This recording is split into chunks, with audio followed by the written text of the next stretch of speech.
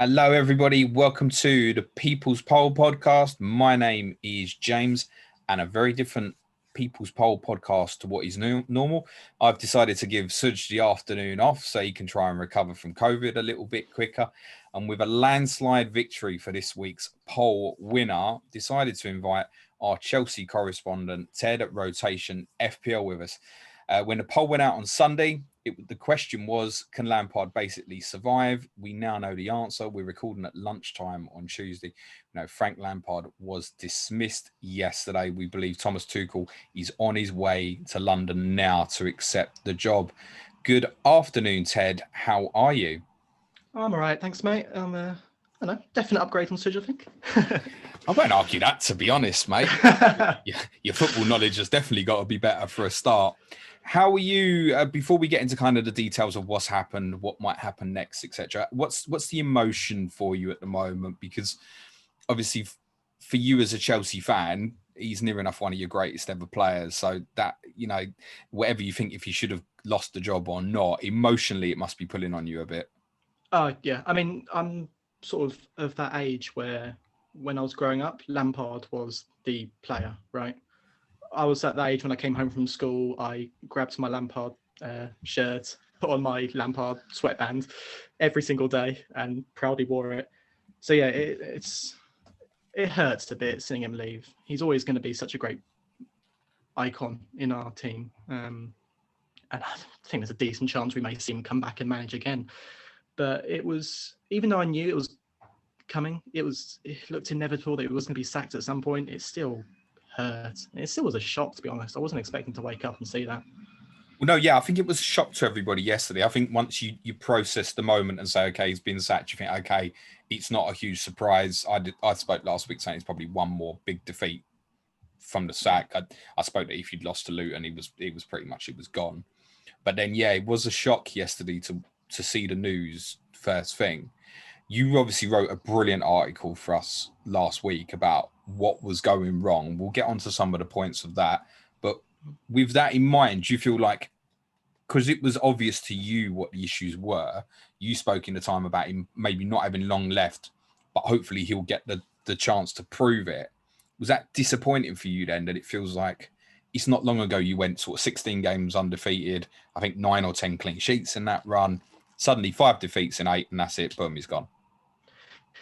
Yeah, I guess it's the way modern football is, isn't it? Especially at Chelsea. As soon as that tough patch comes up, that can be it for you. It can be just snap of the fingers.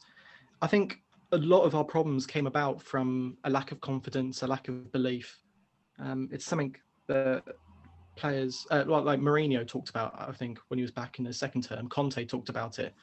Players at Chelsea have this sort of feeling that once it starts going wrong, that's it. It's self-protection, self-preservation, make sure they come out okay, and it's the manager is the one who takes the brunt of the force.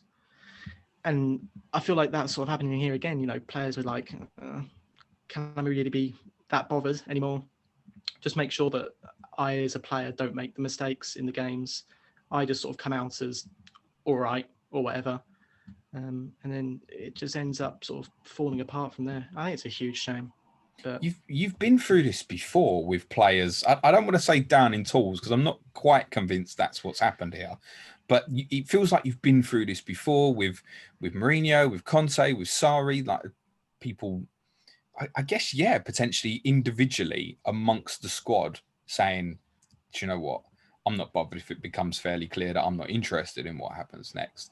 Is this something culturally at Chelsea that's, I don't know, built in fabric because the manager changes so often that means this is a repetitive cycle? Yeah, I think so. I think there must be something about the sort of hierarchy behind the scenes with the players, which sort of players have the loudest voices. And it isn't always the players that care most about the club. It's just the players that are the loudest or on the biggest wages or whatever, something like that. And it seems to be something that I think, if anyone read the Athletic article that went up yesterday, there's talks there about how a lot of the players in the background, the more experienced players, not necessarily the ones that are playing, still have quite a bit of like pulling weight in the dressing room. And I think that's possibly sort of a vacuum that was created when the likes of John Terry left the club, when all these sort of real true blue leaders left. There's no leaders there to step up and take that place. You know, we had sort of Gary Cahill for a while, then it sort of fell on sort of a David Luiz type. And it's a definite sort of deterioration.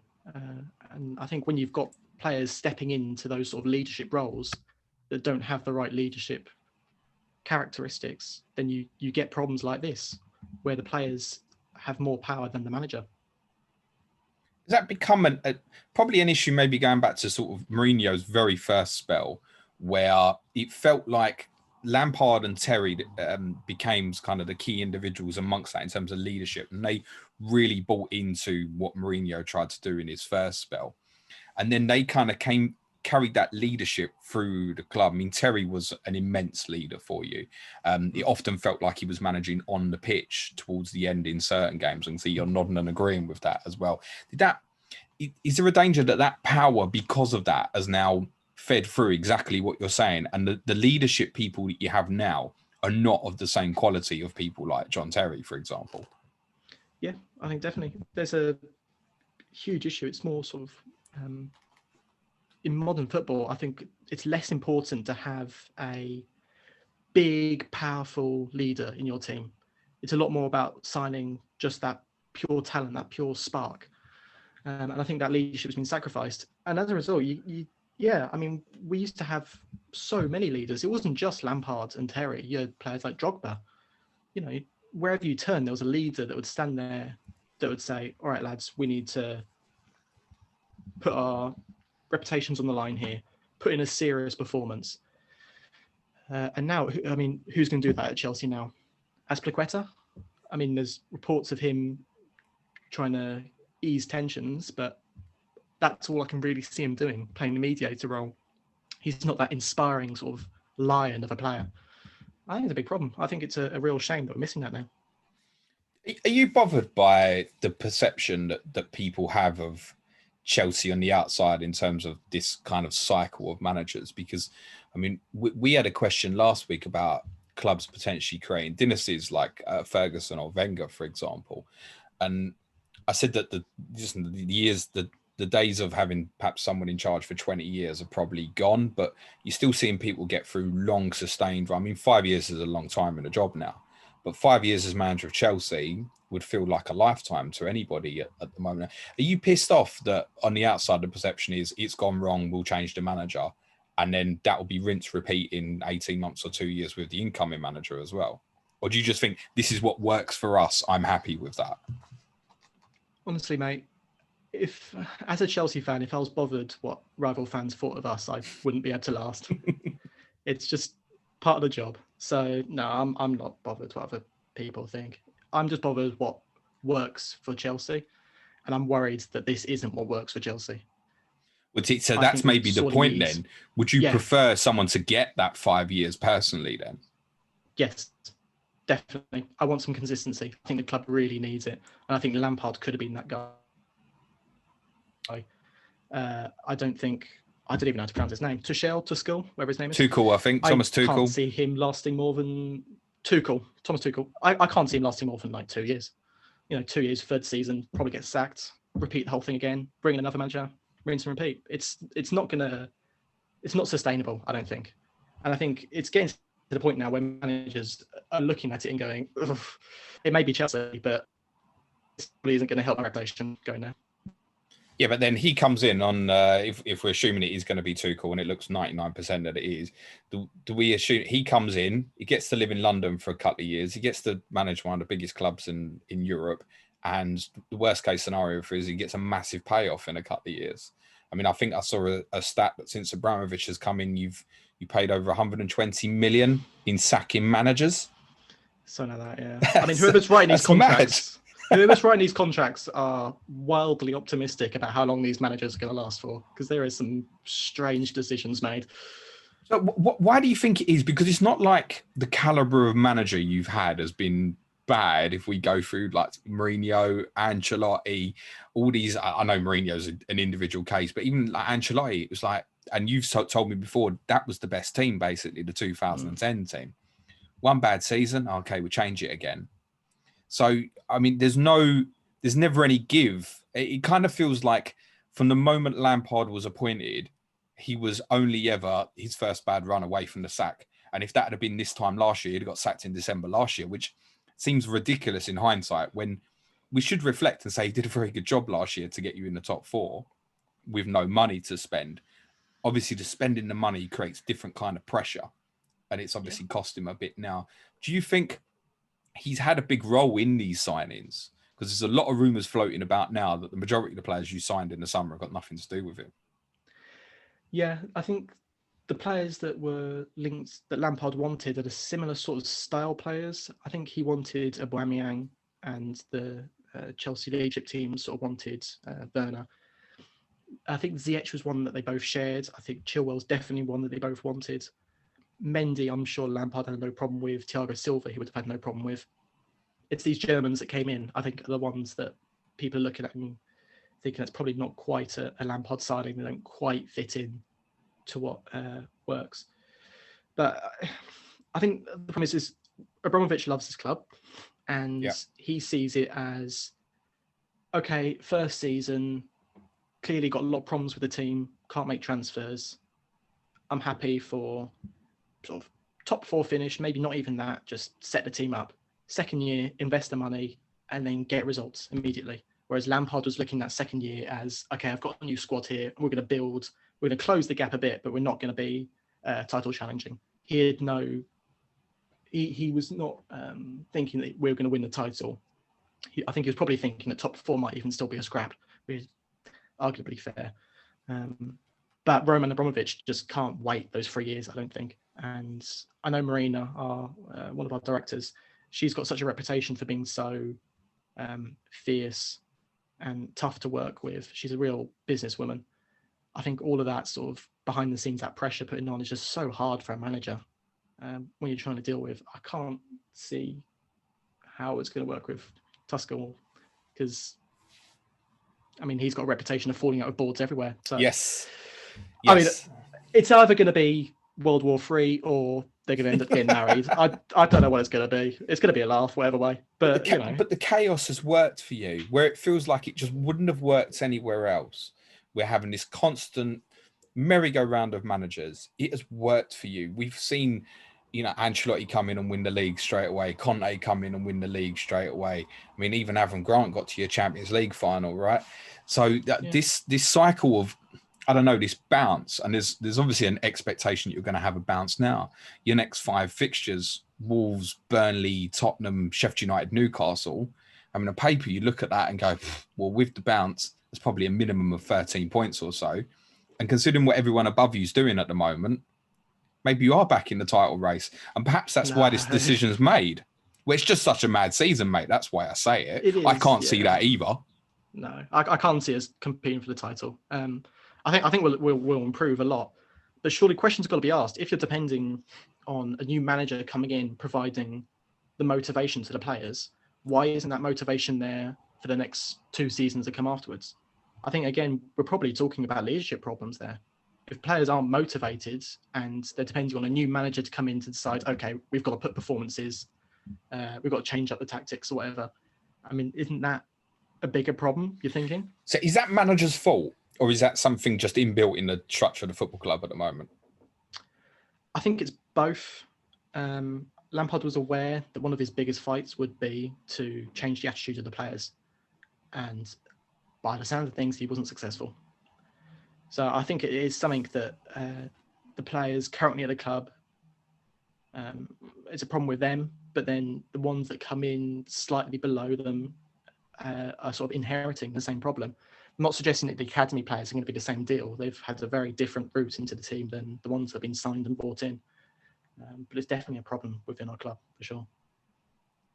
Is the solution then to kind of do perhaps like what he did on Sunday and for Tuchel to put the armband on Mason Mount or something and say, do you know what? But I mean, from Tuchel's perspective, again, if he's only going to be there 2 years, and that's probably the expectation, I believe the contract's going to be 18 months with an automatic, if Chelsea want to renew that for an extra 12 months, automatically renew that. Yeah. So 2.5 years, I mean, let's be honest, if he gets to 3, it's probably a miracle at Chelsea at the moment. Yeah. Why would he bother thinking about the long term of the football club and the leaders within it, when actually it's kind of proven with your club that the best thing to do is just try and get them in the right direction very short term.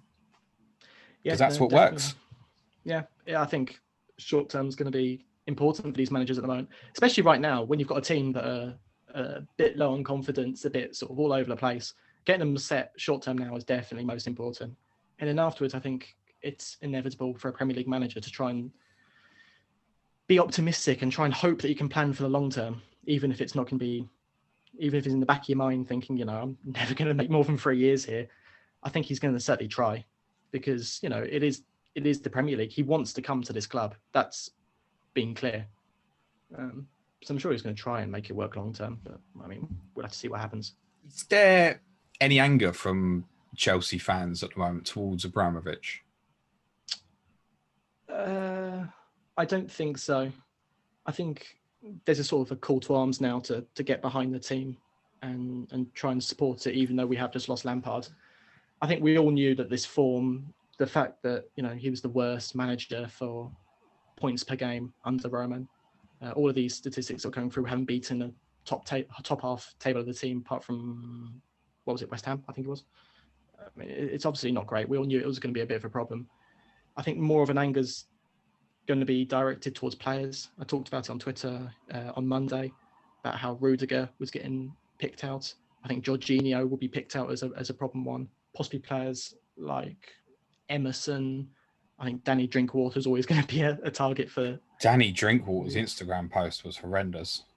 It was a brave one, that was for sure. So for those who haven't seen that, it was just a picture of Danny Drinkwater doing a knee slide in his Leicester kit as well, as worth saying, from quite a few after Lampard went. Yeah, with no, I don't think there was any words to it or anything, was there? It was just a knee slide. I don't know if that fella thinks he's suddenly going to get back in the team, because he's not. He's not. He's the modern day Winston Bogard for you, isn't he? Basically, he's just skiving a living off you, unfortunately. Why those specific players you mentioned, like Rudiger? Because from an outsider, we'd look at him and go, Lampard seemed to make a decision in the summer to get rid of him, whether rightly or wrongly. He was kind of thrown out where he was going to be fourth or fifth choice centre-back, possibly even fifth choice if you consider Tomori, who's now gone on loan to Milan. And suddenly he's working his way back in. He plays at Newcastle, I think it was, played all right, but you can't really judge that game if Newcastle have a bad day. Then he got a run again at the Villa game, where again, you just think it's rotation. And then suddenly he's back in the team for the Fulham game. So what was the point then? If Rudiger's one of the instigators of potentially the problem, surely bringing him back in the team wasn't the answer, was it? I think that's where a lot of the sort of confusion is coming from. And it's been speculated, has Lampard brought him in to try and reduce these problems and sort of build bridges between groups of players? It certainly seems like there's a lot of problems being created by Rudiger, because he's one of these guys who are very experienced, has a lot of talent, but has been making mistakes, perhaps not putting enough effort in. And as a result, his expectations for what he deserves as a Chelsea player is a lot higher than what he actually deserves. There's these reports going around that there's players arguing that the players that have come through the Chelsea Academy have been treated favourably purely because they came through the Academy. Whereas that's not true. They're playing because they try. And they actually believe in the manager. They believe in the tactics. They put the effort in. They run for 90 minutes. And you can't say the same from most of the other players. I don't know if you heard stories about Marcus Alonso after the West Brom game back in, September or something. He got subbed at half-time and then stormed out the stadium, went and sat on the team bus, wouldn't come back into the changing room. Yeah. He got cut out of the team immediately from that. That's why we haven't seen him since. He's completely out of the peg. Nothing to do with the fact he can't defend. I mean, that's a bit of a problem, isn't it, when you're a defender? It's Marcus, I'll do whatever the fuck I want, Alonso. But yeah, he's that sort of attitude, the sense of entitlement within the senior players. And these are the players that have a big say in the sort of backgrounds behind the scenes. They are the popular players. They're the ones that have the most influence. And if you've got people like that sort of undermining the manager at all times, I mean, that's just a horrible environment to be in. So the West Brom game, correct me if I'm wrong, was game week 3? Something like that, I think, yeah. So it would have been about the 26th of September. So I'm pretty sure the transfer window would have still been open, wouldn't it? Is that right? Or did it shut before the season started? It wasn't this year, was it? It was No, I later. think it They was changed still it. open. Yeah. Yeah. So, Well, I mean, Alonso was already one that had been labelled to go, well, yeah. So why didn't he? finding a correct seller. It's something about Mourinho will always want to get the correct price for a player. It's why I was talking about Kepa, making sure that Kepa got games. It now appears that she wanted him to play because she thought he was going to be a great goalkeeper. He's not. Can safely say that now. Oh shit. Yeah, but even Michy Batshuayi is another one, making sure that he hasn't been sold yet because they can't get the correct price for him. So he's stayed at the club, he's been loaned out, whatever. It's the same deal with Emerson. Emerson was open to being sold. Alonso was in the window. But if we can't get the right price for these players, they won't go and they'll be kept. And I think that does the club more harm than good. Well, I think then you've you got to have the clear out these players. stockpiling. Well, yeah, and then you're blocking the path of other people. I mean, because you're saying there's certain people have got their back up about some of the youth talent who've come through and done well. I mean, you're quite right. I mean, no one on that team works harder than Mason Mount. But then you've got another lad, Billy Gilmore, who every time we've seen him, we think, my goodness, what a talent. Possibly fixes some of your distribution problems and the link between back and front of the team. And yet Lampard has seemed reluctant recently when it felt to me like he was a potential fix. I thought he was going to play potentially at Leicester. Yeah, no, I did. It was strange. I like to play sort of devil's advocate with managers, not just at Chelsea, and say, all right, I can see the logic, I can see what they were thinking there, what they were trying to do. But not playing Billy Gilmore at the extent we did, I can't explain it. There's no reason I can give. He's a fantastic player and he tries, and we sorely needed that. Yet players like Jorginho, like Kovacic were getting picked above him. And the only thing I can possibly think is it was a case of appeasement, trying to make these players who feel entitled to play, giving in a bit to them, giving them an odd game. Whereas Gilmore, they know isn't going to kick up a fuss about not playing. He'll obviously want to play, but if he doesn't, he'll go, oh, all right, I'll just try harder in training or whatever. I think it's a credit to him, but it's desperately, desperately unfair. What about then on Lampard tactically? What tactics? You tell me then, because no, because when we obviously spoke on Correspondent Week and just summer and stuff, and we kind of defended him a little bit because I think we had to turn around and say that the achievement to finish fourth last year was or third, wherever you finished in the end, was strong, right? To finish in the top four because he had no money to spend, and I think that just got him the complete grace to say, all right, well, this year there wasn't huge expectations. I think even Abramovich would have accepted if he finished fifth, sixth last year, probably, wouldn't he? Yeah, under the circumstances. He's kind of probably done himself more harm than good, actually, by finishing the top four. And then, oh, okay, you did that with nothing. Now we think you can win the league by spending money, etc. So you're now saying what tactics? Elaborate. Yeah, I think we might have touched on it briefly in the summer, but Chelsea was sort of looking like, what was our identity? What were we? Were we a possession team, counter-attacking team? When Lampard started, we had a very high press, and it was really effective. There was quite a few games. I think it was a Wolves game where we played very well. I think we won 5-2 or something. And we were just pressing that back line so intensely. I know we've done it, I think, against you as well, possibly. And it's that sort of high pressure that made us look so good. But then we started having these issues where, keeper was an issue, defence wasn't quite working. We started changing the formation a bit, switching personnel about. And slowly over time, that idea of pressing high was just forgotten. And then from then on, you're sort of looking at the team and going, well, are they just being told to go out and play as they want to? Just sort of depends on the talent within each of the players. Let them play, rather than going out and saying, okay, you need to press here, you need to use these channels, you need to look at making these sort of runs. And it was tough to work out whether the problem was the players are getting told the tactics and then not putting them into practice, or whether they were just not getting the tactics at all. And these reports coming out recently, they've been pretty shocking, suggest that it was the idea that Lampard just wasn't giving them the tactics, just playing on good vibes, as Twitter would say. Does that depend a little bit on who reports and who they know, though? A little bit. So, I mean, if you're speaking to certain people within the camp, but for example, if a reporter from The Athletic or whomever spoke to Mason Mount, they're probably not going to get that answer, are they? Yeah. Whereas if someone wants to dig him out, then you maybe are going to get that sort of answer. It definitely seems like the people they were talking to are the ones with a bit of a chip on their shoulder. But I do think, I mean, based on what we've seen, it was clear that the players weren't really playing with some sort of tactics. And I think surely, even if you're not giving it 100%, you're just sort of coasting through games, surely you're going to still see sort of hints at tactics. And I feel like that game against Luton, you got a little bit of a spark at times. You could feel like there'd been conversations with Vern about how he should be playing and where the wingers should be going. But outside that, you've still got players sort of stepping on top of each other, running into each other's spaces. You've got players that clearly want to go into space, but then stop and just stand there. And if you're a manager, surely that's the sort of thing you're drilling into them and saying, you cannot stand still like that. You've got to, keep your eye on goal. You can't keep turning your back to goal. You can't keep playing these backward passes and whatever. I think there's something wrong there that's just not right. And I do feel like that part falls on Lampard's shoulders. A lot of people have said he's been obsessed with 4-3-3 a lot. And one of the things I said early in the season was we had a question, who was the best team to transition between 4 and 3 in the back? And I said it was probably yourselves because of the wing backs, the availability of centre midfielders, the midfielders who can provide different roles. I mean, Mason Mount can play 4 or 5 different positions, for example. But you never used it. I saw you come to White Hart Lane in December 2019.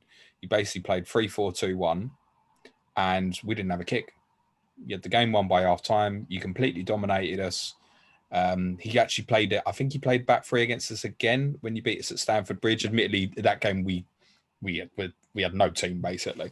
Mm-hmm. But in big games last year, we used that 3 at the back quite a bit, and it worked in certain games. Why do you think he didn't use it at all or go to it this season? I think it is a more defensive setup. Doesn't make the best use of our attacking talent. There was a few games where it really did work and it looked great. But there's also a lot of games where we played it and it was just the dullest of 0-0 draws where we weren't creating enough chances. And that can be a big problem with that setup. It can get far too defensive minded. It's nice that you can push up the fullbacks. And I'm sure Chilwell and James would love that. But when you've got so many midfielders and attackers who are capable of running in behind, who are capable of holding the ball in the middle, creating chances, creating space, I feel like when you limit the numbers by playing another centre-back, it just doesn't quite work.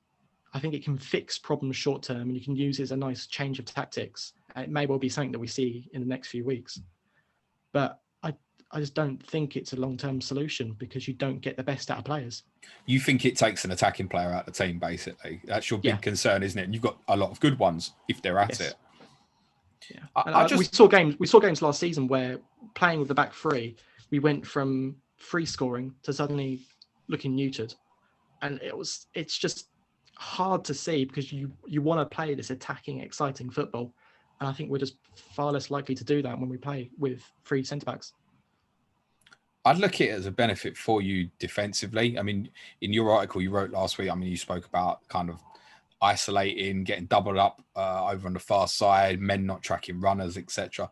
The base of 3 defenders, and I think if you had Thiago Silva at the centre of that, and he didn't have to worry about sort of going tight in on people and he could just sweep up and have the protection of pace in people like Zuma and maybe Rudiger the other side would be beneficial for him. If I think about the 2 fullbacks as wing backs, I mean, it'd be absolutely brilliant in my opinion. And if you can use a 2 in the centre of like with the energy of say Kante and Mount and integrate into the future Gilmore, I think that can be a really good pairing. You've still got 3 attacking players, and rather than them having to stick wide, you got people they kind of play like outside 10s, like people like Pulisic, Ziyech. I think they can play that role. I think even Werner. I mean, Werner basically played that role on the left side a lot for Leipzig last season. So I think you've got players there who could play that system. It's worth saying Tuchel's probably not going to go that way. He's most likely going to go to a 4. But one of the things in his systems, particularly at Dortmund, was to get the best out of the fullbacks and get them high. And he does want his wide players to come into central areas. Do you think he's been appointed because of the link to what's happened with the players that have come from Germany? In Werner, looks good, but doesn't look like he's going to score many at the moment. You mentioned that his statistical output has dipped quite alarmingly. Kai Havertz has, let's be honest, mate, he's not done anything yet. No, he's been dreadful. We spoke a couple of weeks ago about we thought that it probably would be Tuchel if Lampard got the boot, just seeing the connection with this, him recently losing the job at PSG. this short-term thinking again, isn't it? How can I get the best out of these players we've spent money on? There's the answer. Is that what this is? I am concerned it is. And surely that's the most ridiculous short-term thinking in the world, to say, we've got 2 German players, it's not working. What do we do? I know. Manager with German backgrounds, easy. It just feels that is just so wrong for a club to do, surely. I mean, it really should not be that way. It was clear from the managers we were sort of interested in that was definitely a factor. I'm not sure it's the only reason, and Chelsea would certainly never admit that. But I think Nagelsmann was our top priority. He had absolutely no interest in coming. So we sort of went for our number two choice, possibly number 3. I'm not sure. I think Allegri might have been right up there as well. I think Ralph Rangnick was offered the job part-time till the end of the season. Yes. He was at Schalke, wasn't he? So it's more links. I think was it might have been Leipzig possibly. But yeah, possibly. He was offered the job and turned it down. I think that's probably smart, to be honest.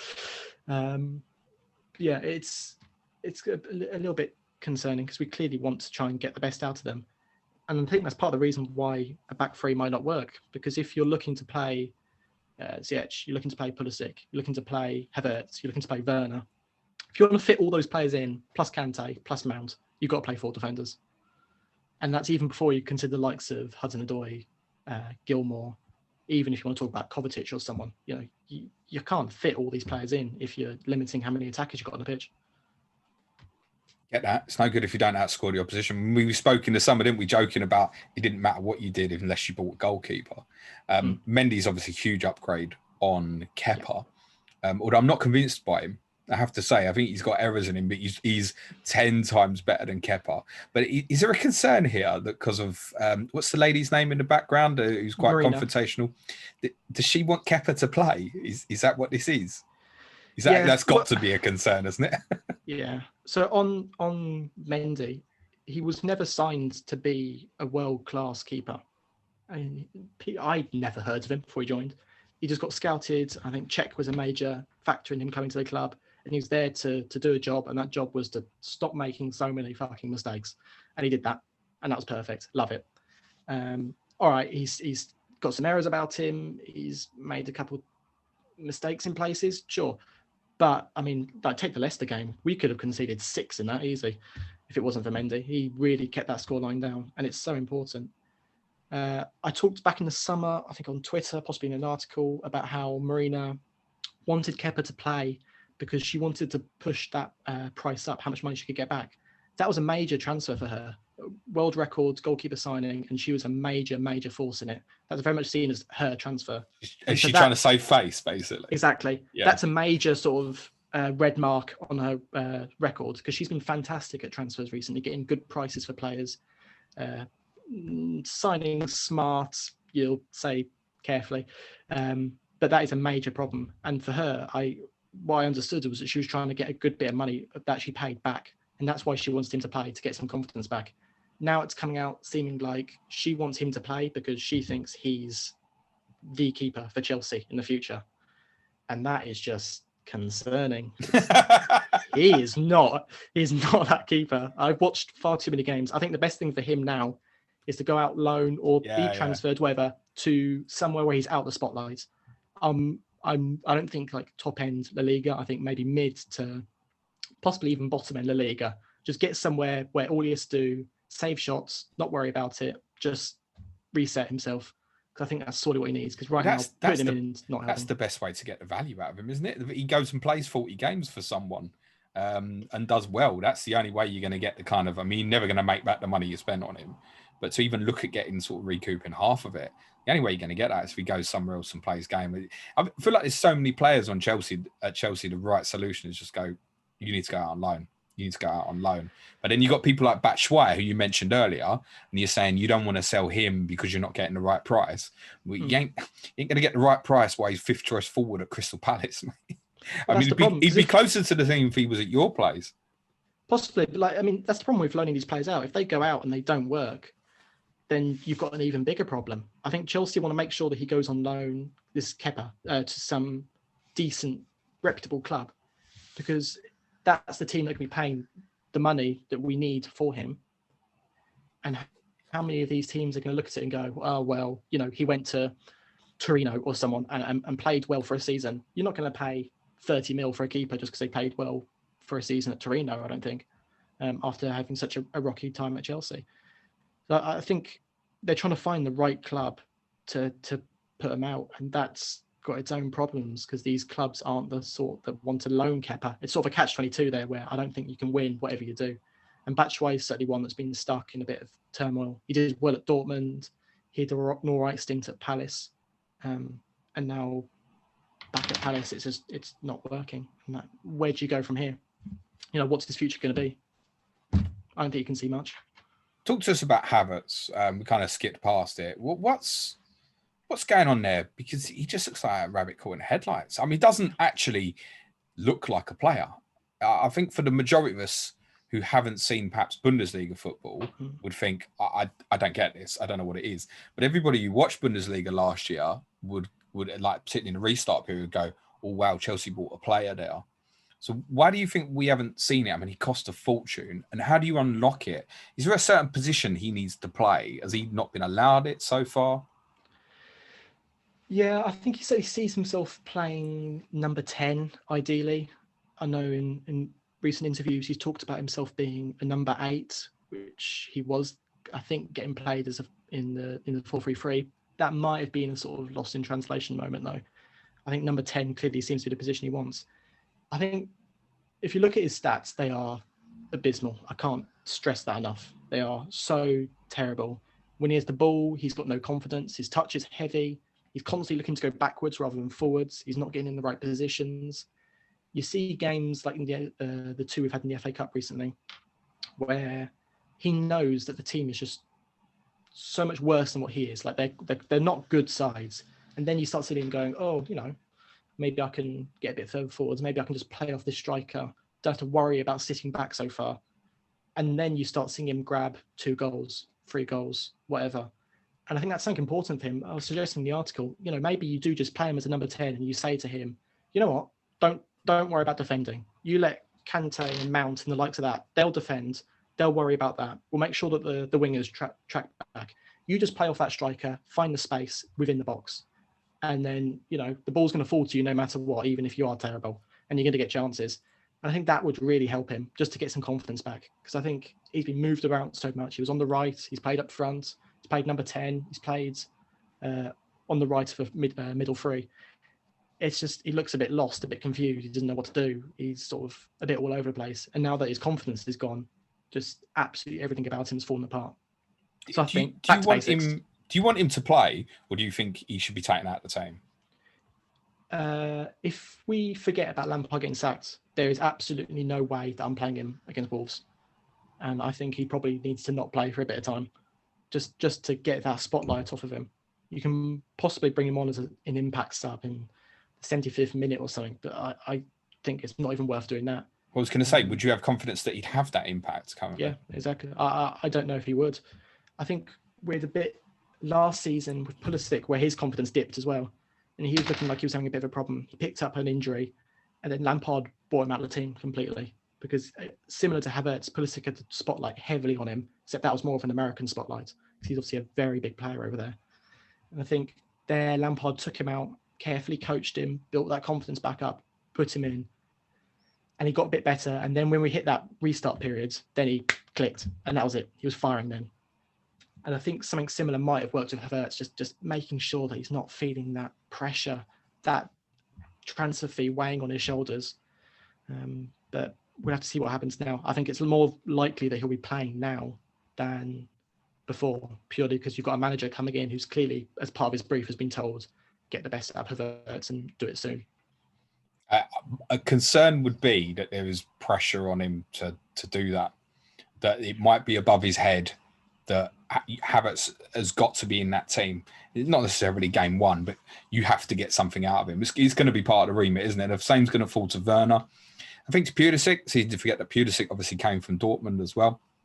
There's so many links in terms of this, I think, the short-term appointment, and we have to always assume with Chelsea that it is a short-term appointment, but it might go very well, mate. It might be that he's the right person at the right time and it just suddenly clicks. Yeah, I think a lot of Chelsea fans at the moment are going to be feeling very despondent and disappointed, feeling a bit lost. They've just lost Lampard or whatever. But they should definitely be positive. This could be a great start for Chelsea. We're going to have a manager here that very definitely knows his tactics. He knows how to be flexible to get best out of players. I think we could see some great performances coming up and lots of sort of exciting attacking football. I think we've got to be optimistic about this and hope that, all right, it's been a rough couple of months and this to cap it off hasn't been fun. But you know what? We could see the best out of Werner here. We could see the best out of Havertz. If we start seeing the best from them, we're talking a serious team. And you know what? Let's be positive about that. Let's be hopeful. The depth of the squad, which I think when City started slipping up early and it looked like it was going to be a really open race, the depth of the squad of yours is what really made people think, oh, you'll have a serious chance. Because we haven't even really spoken about people like Pulisic, Hudson-Odoi. I mean, so many options. We haven't spoken about Abraham or Giroud much. There's so many attacking options. I get that's another main reason why you don't want to play three at the back. That it might just be that it lifts and you play well. I went to Dortmund in 2016. And we played Tuchel's Dortmund in the Europa League, who then went on to lose to Liverpool in the quarterfinals. And they were a brilliant team. They were so good. Hard to think that forward front three, which at the time I would have said was one of the best in Europe, was Mkhitaryan, Aubameyang and Marco Reus. But they really did play some amazing football. And if he gets it right and it clicks and the players there feel like they've got freedom, I think you could be in for quite an exciting 12 to 18 months or so. But I don't think we're talking an exciting 5 to 6 years, because I think it will be someone else in a couple of years. Yeah, no, I think the talent, it was the same as the talent under Lampard. I was saying if Lampard gets it right, if he gets his team to click, you've got a serious side here, and they're going to be an exciting side as well. I think under an experienced manager who knows his tactics better, knows how to, he's more experienced in the game, I can see that being more likely to come to being the case as we go forwards. But yeah, I'm the same. I can't see it lasting more than 3 years. I mean, you've got a manager here who falls out with boards, who splits the dressing room, causes a few sort of arguments to appear all over the place, and then you're putting them in the tinderbox that is the Chelsea dressing room. I mean, it's not going to end well, but I think in the meantime, we might see some great results. So, and as you alluded to as well, Tuchel's known for falling out with his owners at Dortmund and at PSG as well. He's you already know that he's going to have a falling out, I think, with the guys at Chelsea at some point. But it could be a good fun ride in the short term. What would make you happy come May? I think to see that the youth players haven't been shelved completely. I'm slightly worried the likes of Hudson-Odoi, Gilmore, maybe even Mount will just see less minutes now. They won't. The preference we put on these experienced players that he's shown interest in before, like Jorginho, like Kovacic, like Rudiger, the likes of those. So I want to see that development continuing and the clear lines from academy to first 11 being present. I want us to see us playing with a clear identity, playing well, playing with clear enthusiasm, making the use of these attacking players that we've got to show off the exciting football that I know we can play. I'm not going to say we have to finish top four or that we don't or whatever, because we can finish top four by playing badly in the current climate. But I don't want that. I want us to see proper Chelsea football, playing well, playing excitingly, and then from there, let's build on. Let's say that this season possibly, I don't think there's any chance we'll challenge for the title. I think top four is still going to be tough. There's a lot of teams currently in the Premier League that could finish top four.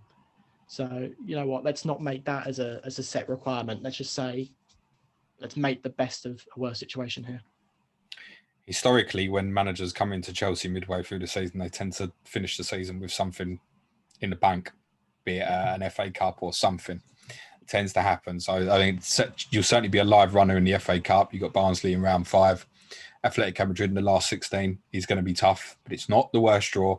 And as you well know, mate, once you get beyond that stage, crazy shit can happen. I wish you luck, but not too much, my friend.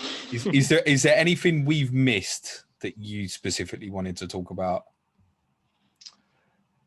I think not. I think it's going to be important now for Chelsea fans to watch how we play.